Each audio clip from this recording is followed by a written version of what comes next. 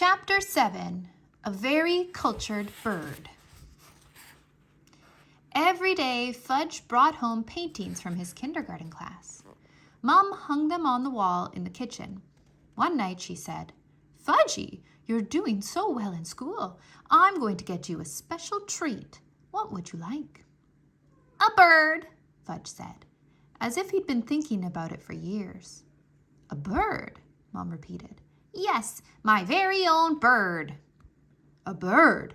Dad said, scratching his new beard. "I was thinking more in terms of a yo-yo," Mom said. "I have a yo-yo," Fudge told her, "but I don't have a bird."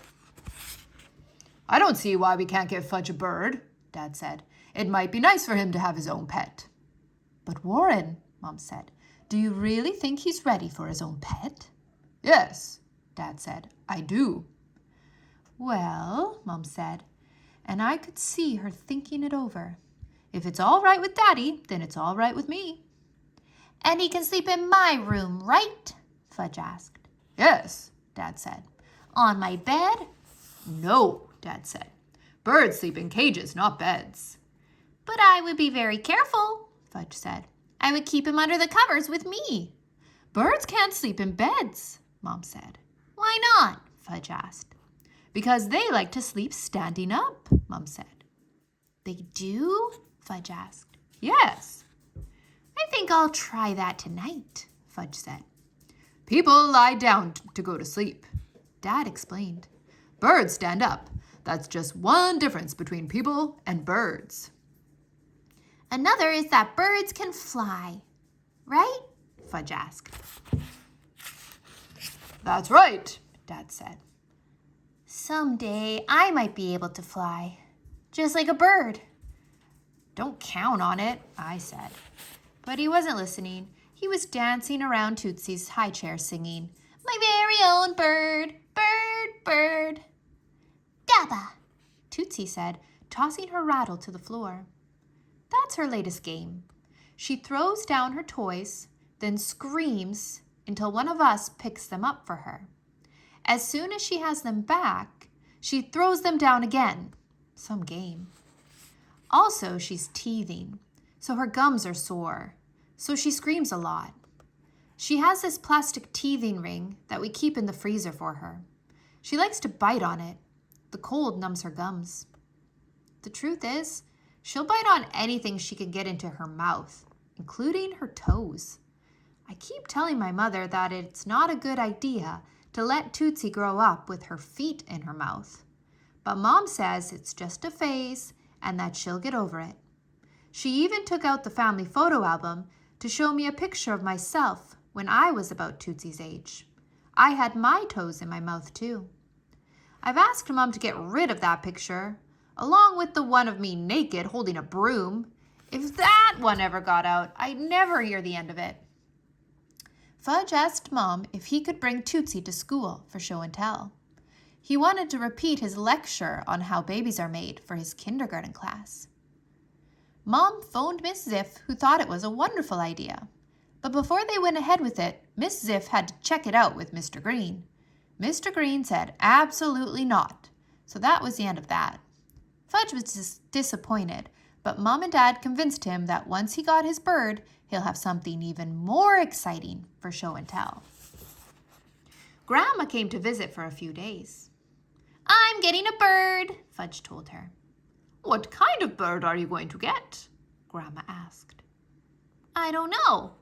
What kind of bird am I going to get?" he asked the rest of us. We all spoke at once. "A canary," Mom said. "A parakeet," Dad said. "A mynah bird," I said. Fudge looked confused. Grandma said, "I see you haven't decided yet." "Mynah birds can talk," I said. "A talking bird?" Fudge asked. "Yes, you can teach a mynah bird to say anything," I added. "Anything?" Fudge asked, and I could tell what he was thinking. "Well, almost anything," I told him. "A talking bird," Fudge said, smiling. "Fudgy's going to get a talking bird." "Now, wait a minute," Dad said. "We haven't decided on what kind of bird we're getting. I was thinking in terms of a nice blue parakeet. You can train a parakeet to fly around the room and land on a stick. And I was thinking in terms of a pretty yellow canary, Mom said. Canaries can sing. They make everyone feel happy. That's nice, Fudge said. Mommy can get a canary, and Daddy can get a parakeet, and Fudgy can get his mynah bird. We're only getting one bird, Mom told him. Oh, Fudge said. Then I guess Mommy won't get her canary and Daddy won't get his parakeet because Fudgy's getting his mynah bird. Peter says they can talk and he knows everything.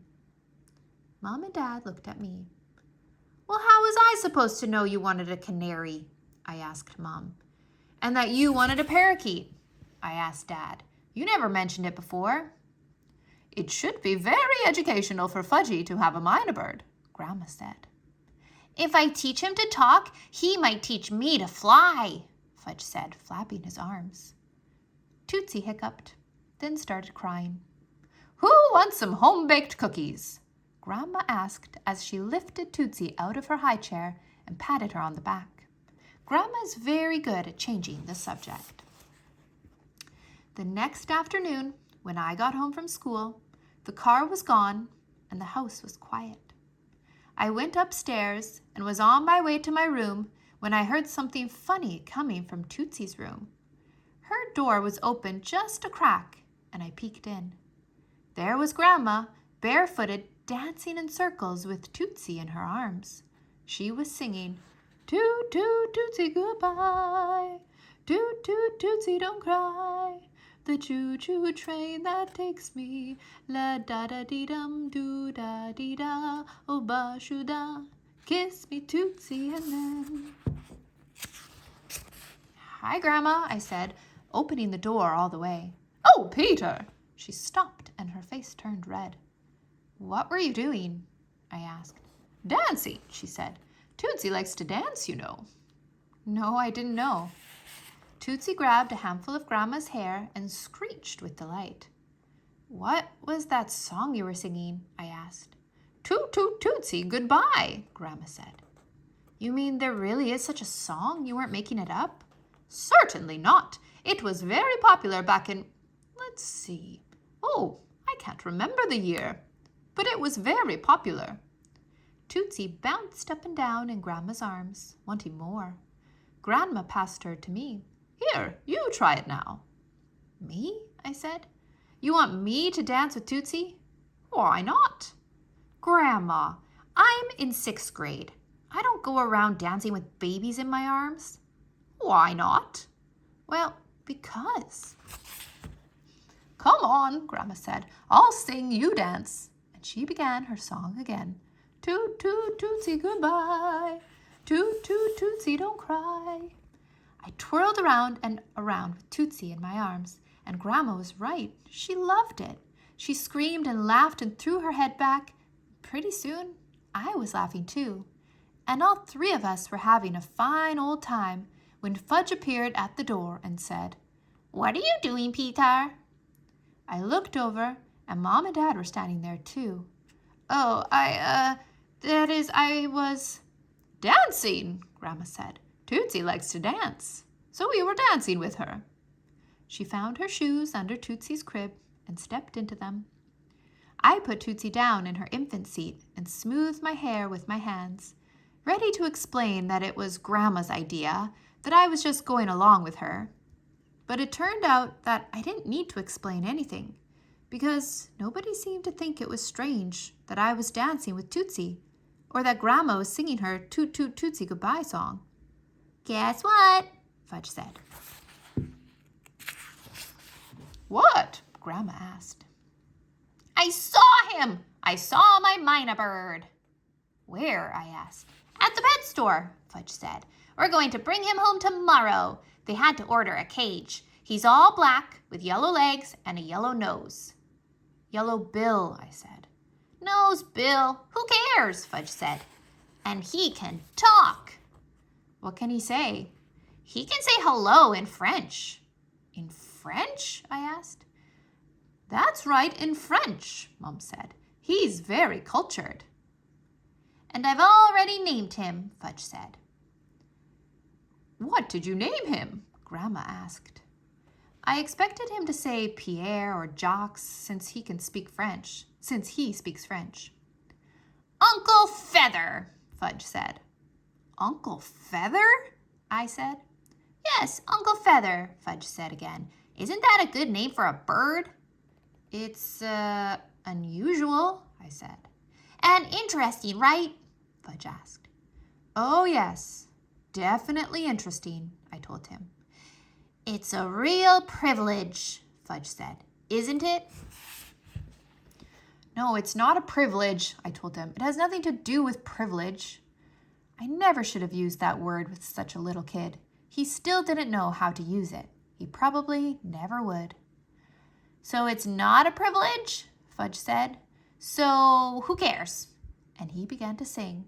Uncle Feather came to town, flying in the blue sky, yellow nose and yellow legs, and he belongs to me, oh my. Come on, Grandma, Fudge said. Dance with me now. He and Grandma held hands and danced around the room while Fudge sang his latest to the tune of Yankee Doodle. My family and their musical numbers were getting to be too much, so I took off for Alex's house and some peace and quiet.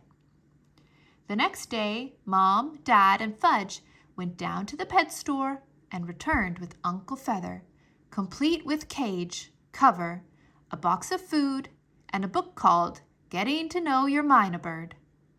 Bonjour, bonjour, Uncle Feather said over and over again. That means hello in French, Fudge told me, as if I didn't already know. Dad carried the cage up to Fudge's room, which happened to be next to my room, and all afternoon, all I heard was bonjour, bonjour, in bird voice.